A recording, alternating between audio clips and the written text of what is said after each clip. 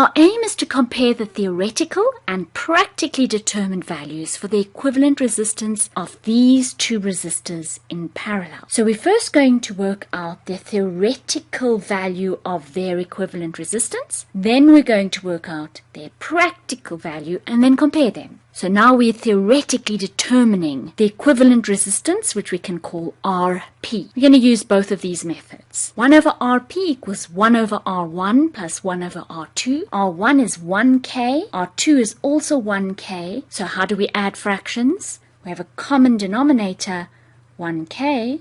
1 plus 1, 2, 2 over 1K. That's 1 over RP. So we inverse this answer to get RP, which is then 1/2 of a K. In other words, 0,5K. Method 2. RP is equal to the product of the two resistors divided by the sum of the two resistors. Method 2 only works if you have two resistors, but we do have two resistors in parallel. They're both 1K in value, so the product is 1 multiplied by 1, which is 1, and the sum is 1 plus 1, which is 2. Half a K, 0,5K. So our theoretically determined equivalent resistance of this parallel section is 1/2 a kilo ohm. Now we need to determine equivalent resistance practically. So the first step is to build the circuit. We need a battery. We're going to use this 9-volt battery, and we put on the battery clip.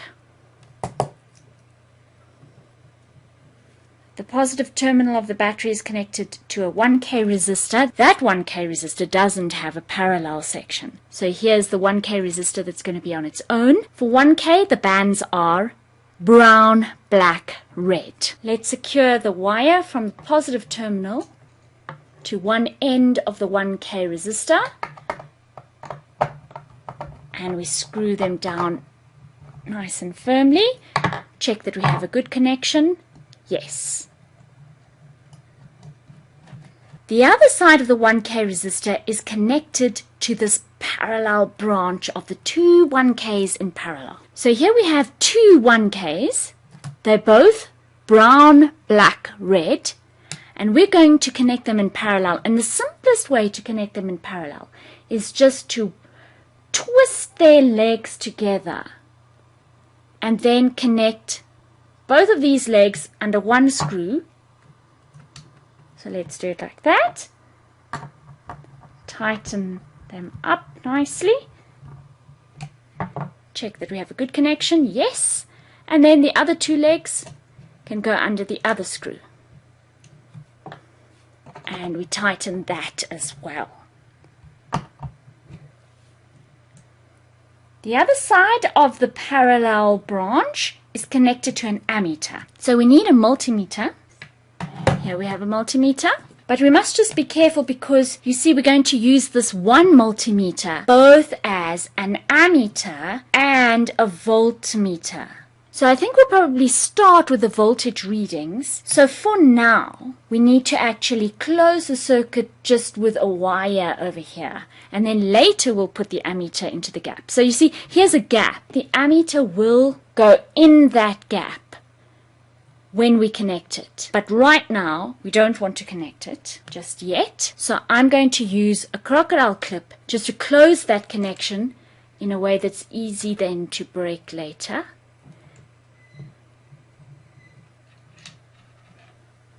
So then we have a complete circuit here. I'm going to break it now just to save the battery, but it's easy to connect. Then we're going to connect the voltmeters in parallel across the various components to get our various readings. So we'll start with that. So we'll use this first as a voltmeter. So we're going to turn this to the maximum 20 volt range and then take those readings. So let's complete the circuit and let's take our voltage readings. So let's first take V cells. 9,34 volts. Let's take the voltage across the 1K resistor that is on its own, 6,21 volts. And now we take the voltage across the parallel section, 3,14 volts. Now we need to find the current strength through the circuit. So we need to break the circuit to create a gap. The ammeter is going to come into that gap. That's how we know that we get it in series. Now we need to turn this multimeter from voltage to current strength. And we turn to the 20 milliampere maximum reading. So the ammeter must now come into the gap. So we connect the negative terminal of the battery to one side of the ammeter. We use the black probe of the ammeter and we connect it to the negative side of the battery via this black crocodile clip. So you can see that it is now connected. And then to complete the circuit, the red terminal just needs to be pushed against the screw. And then we have our reading there, 6,32 milliamperes. We turn off our meter. So now let's do our calculations. Let's do the calculations both using milliamperes and amperes. So 6,32 milliamperes, how do we convert it to amperes? We simply divide by 1,000, in other words, multiply by 1 over 1,000. Because 1 ampere is the same thing as 1,000 milliamperes. So when we multiply by 1 ampere over 1,000 milliamperes, we're actually multiplying by unit. This is the unit factor method. Milliamperes cancel and we're left with our unit of amperes. 6,32 times 10 to the power minus 3 amperes. So now we're doing our calculation of R equivalent from this practically determined data. So we use the formula R equivalent is equal to V parallel over current strength. The resistance of the equivalent resistor is equal to the voltage across it divided by the current strength through it. The voltage across it is 3,14 volts, and that's the same for both of these two methods that we're going to use. If we divide that by the current strength in milliamperes, we will get our answer in kilo ohms. But if we divide the voltage by the current strength in amperes, our answer will be in ohms. So let's do both of those. 3,14 divide by 6,32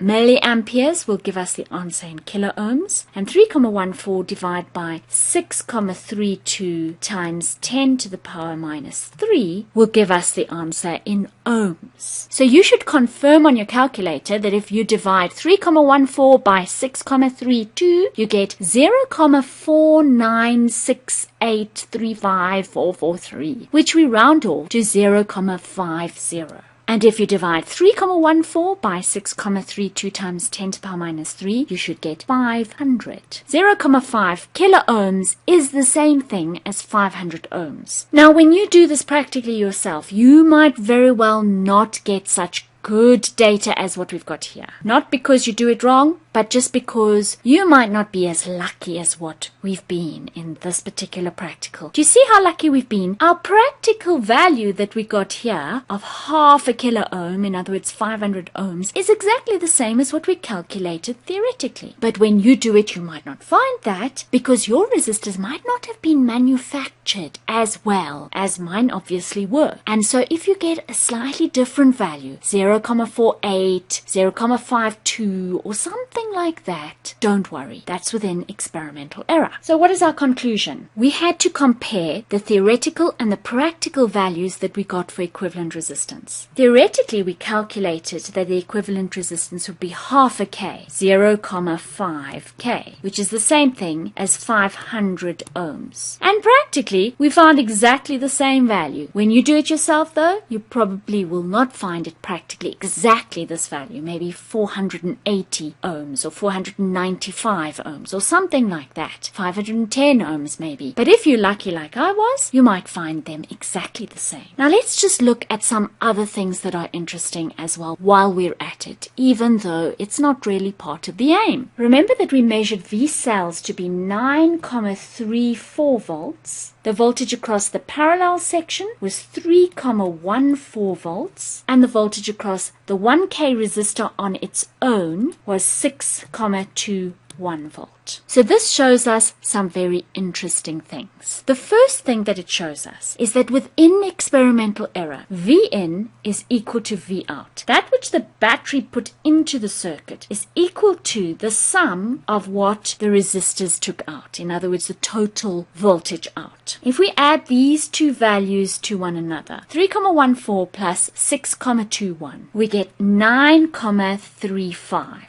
Now you might say, that's not exactly the same as the voltage that the cells put in. Remember, we have experimental error. The wires are not perfect. They don't have zero resistance exactly. The meters are not perfect. You even see that their values vary over time, and even if they don't give us absolutely perfect readings. So there is experimental error. So you must ignore a little difference in the readings when you draw your conclusions. So for practical purposes, within experimental error, these two values are equal to one another. So that's the first observation. The second one is, if we compare these two voltage readings, we notice something interesting. You can see that they are not equal to one another. The voltage that the battery gives to the circuit is not shared equally between the two resistive sections of the circuit. More of the voltage goes to the resistor, the 1K resistor, which is alone. Approximately double the voltage goes to it. Let's just be very rough and say 6 volts goes to it out of the roughly 9 volts that the cell gives, and the rest, only 3 volts, goes to the parallel section. Remember, we're rounding off very crudely here, but it doesn't matter. It helps us to see patterns. So what does this tell us? This tells us what we've anyway spoken about. Adding resistors in parallel decreases resistance. In this case, halves it because the two have the same value as one another. And a lower value resistor takes less voltage when connected in series to another resistor. That's why the parallel 1Ks take less voltage together than the 1K on its own does, because the parallel section here of 1Ks has a lower combined resistance than the 1K on its own does. And we can see from the ratio of the voltages that matches the ratio of the resistances, since this is 0,5 in effect. So we have 0,5 is to 1 as 3 volts is to 6 volts. They're in the same ratio.